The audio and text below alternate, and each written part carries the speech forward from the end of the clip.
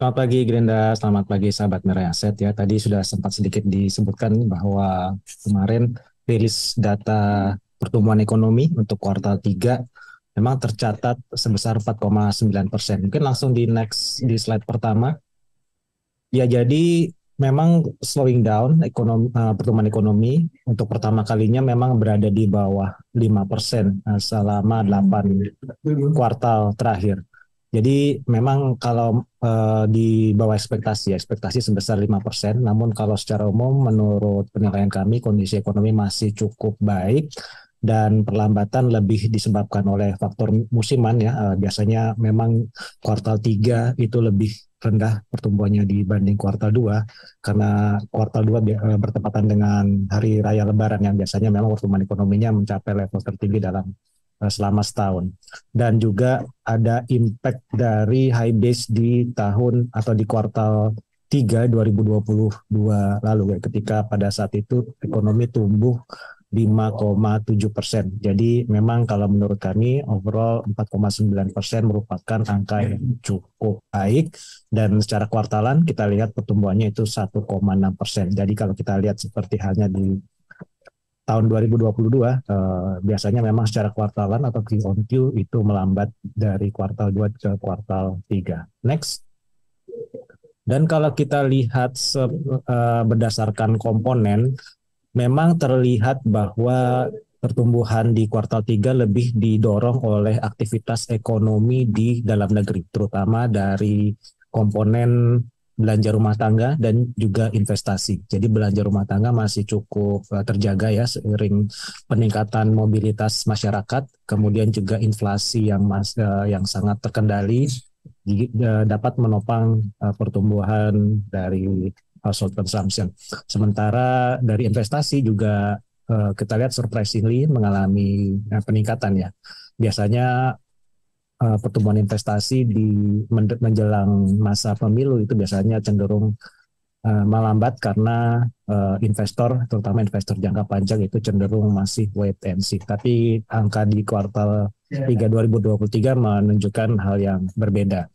Dan di sisi lain, memang kalau dari sisi eksternal ya, international trade itu sesuai ekspektasi ya bahwa baik pertumbuhan ekspor maupun impor itu mengalami kontraksi. Jadi memang secara umum kalau kita bisa evaluasi bahwa sampai dengan kuartal 3 aktivitas ekonomi di Indonesia masih lebih didorong oleh perkembangan atau aktivitas ekonomi di domestik. Next mungkin. Jadi kalau kita lihat berdasarkan industri, memang industri-industri yang mendorong pertumbuhan antara lain itu adalah dari sektor pengolahan yang menyumbang secara industri yang memang berkontribusi terbesar terhadap total ekonomi, terhadap total PDB itu mendekati 19%. Jadi angkanya cukup baik ya, 5,2% di atas angka rata-rata pertumbuhan ekonomi nasional.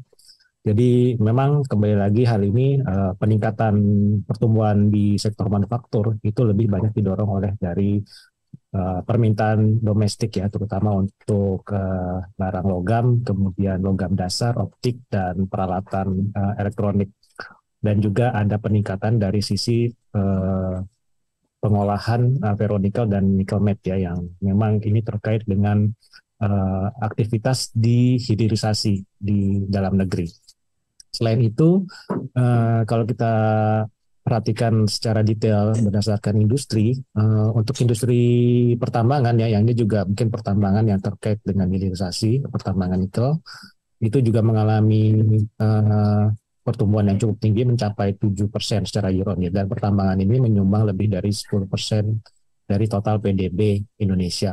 Sementara itu di sektor konstruksi ini juga terjadi peningkatan aktivitas ya sebesar 6,4% secara year on year, dan kontribusinya terhadap total ekonomi itu juga mendekati sekitar 10%. Sementara itu beberapa sektor lainnya yang cukup signifikan kontribusinya yaitu sektor pertanian yang menyumbang sekitar 14% terhadap PDB itu pertumbuhannya masih relatif rendah ya, hanya mencapai 1,5% year on year. Sementara untuk sektor lainnya yang juga berperan penting terhadap ekonomi itu adalah perdagangan besar dan retail yang kontribusinya 13% terhadap PDB itu tumbuhnya melambat dibandingkan dengan kuartal 3 ya, menjadi 5,1. Jadi di kuartal 2 itu sebesar 5,3%. Nah, kalau secara umum memang kalau kita meskipun melambat, angka di atas 5% menurut kami merupakan angka yang cukup baik. Next.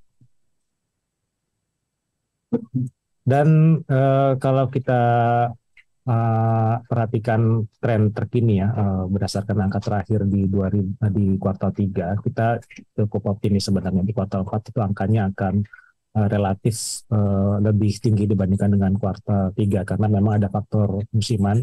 Biasanya aktivitas ekonomi itu meningkat ya di menjelang hari raya Natal dan juga tahun baru.